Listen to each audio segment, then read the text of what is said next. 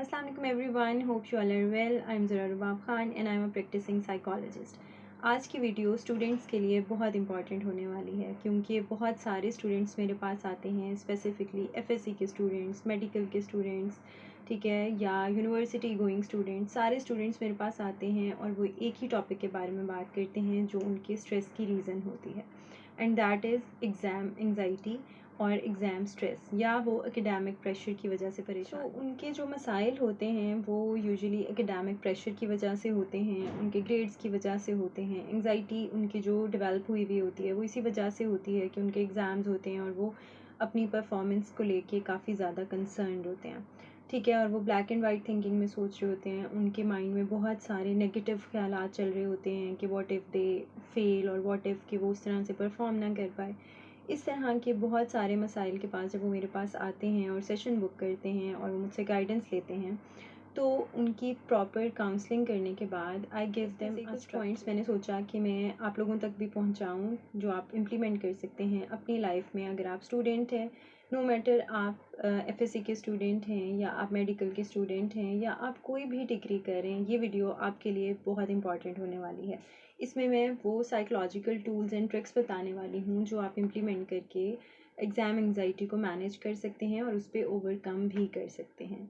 So let's start with points. मैं आपको बताऊंगी, आपने पहले उनको ध्यान से सुनना है, जिसमें सबसे पहले आता है कि आपने किस तरह से अपना टाइम टेबल ऑर्गेनाइज करना है, ठीक है। बहुत सारे स्टूडेंट्स एक गलती करते हैं कि वो जब टाइम टेबल बनाते हैं या टू डू लिस्ट बनाते हैं तो वो एक सारी चीज़ें उसमें लिख लेते हैं और वो इतनी अनरियलिस्टिक होती है कि वो डिसअपॉइंटमेंट की तरफ चले जाते हैं। जब डिसअपॉइंटेड होते हैं तो फिर वो उनकी परफॉर्मेंस भी डिक्लाइन होती है, वो उस तरह से दोबारा से मेहनत भी नहीं कर पाते और उनको लगता है कि वो उन्होंने कुछ भी अचीव नहीं किया, टू डू लिस्ट में से एक टास्क भी वो नहीं कर पाते।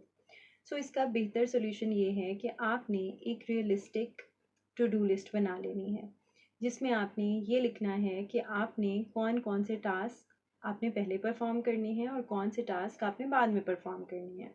और ये आप कैसे डिसाइड करेंगे?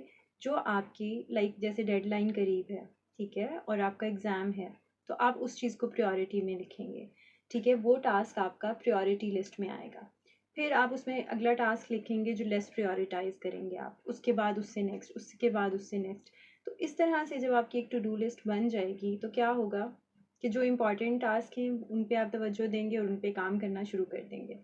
ग्रेजुअली आपके टू डू लिस्ट के काम आहिस्ता आहिस्ता करके कंप्लीट होना शुरू हो जाएंगे।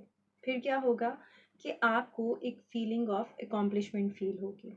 आपको लगेगा ओके, अगर 5 टास्क थे उसमें से कम मैंने 2 टास्क कर लिए, 3 टास्क कर लिए, जिससे क्या होगा कि आपको मोटिवेशन आपकी इंक्रीज होगी।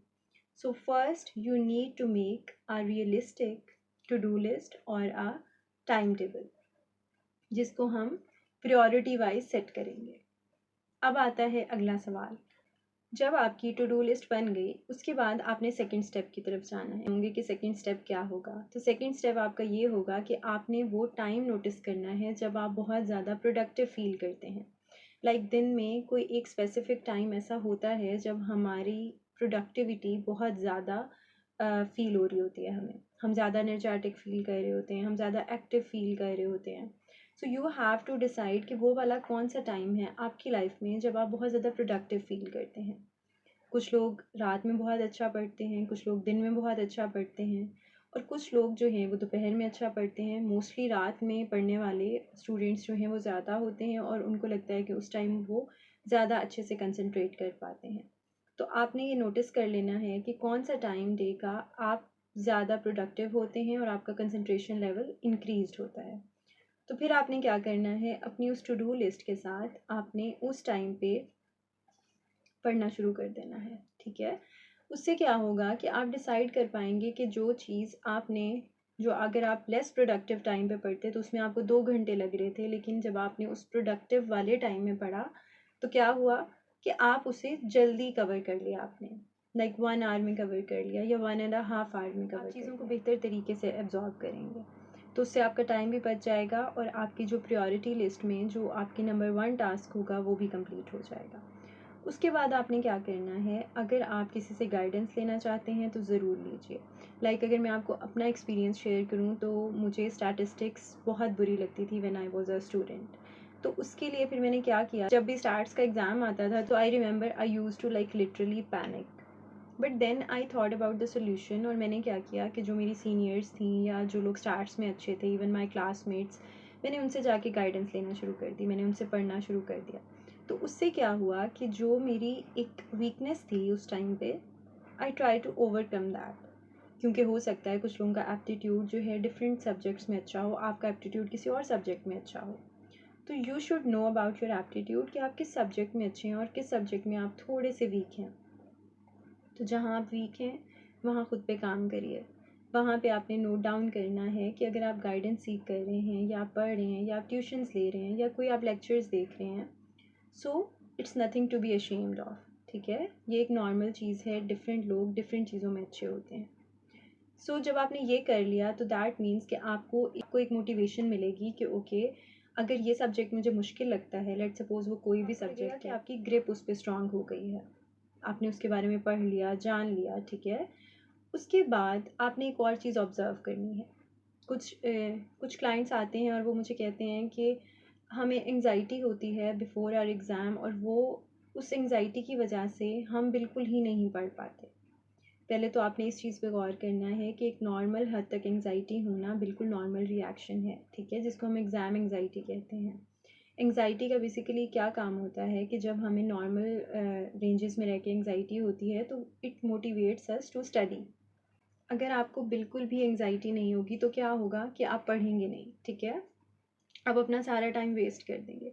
सो नॉर्मल रेंजेस में रह के जो एंग्ज़ाइटी होती है वो हमारे लिए हेल्पफुल होती है। It motivates us towards our task. वो कोई भी टास्क हो सकता है, आपकी कोई प्रेजेंटेशन हो सकती है, कोई असाइनमेंट हो सकती है। ठीक है, आपकी वर्क प्लेस पे कोई काम हो सकता है। तो नॉर्मल रेंजेस में एंग्ज़ाइटी होना इज़ नॉर्मल थिंग, उस पर आपको परेशान नहीं होना। उसके लिए आपने ये नहीं सोचना कि शायद मेरी परफॉर्मेंस डिक्लाइन हो रही है।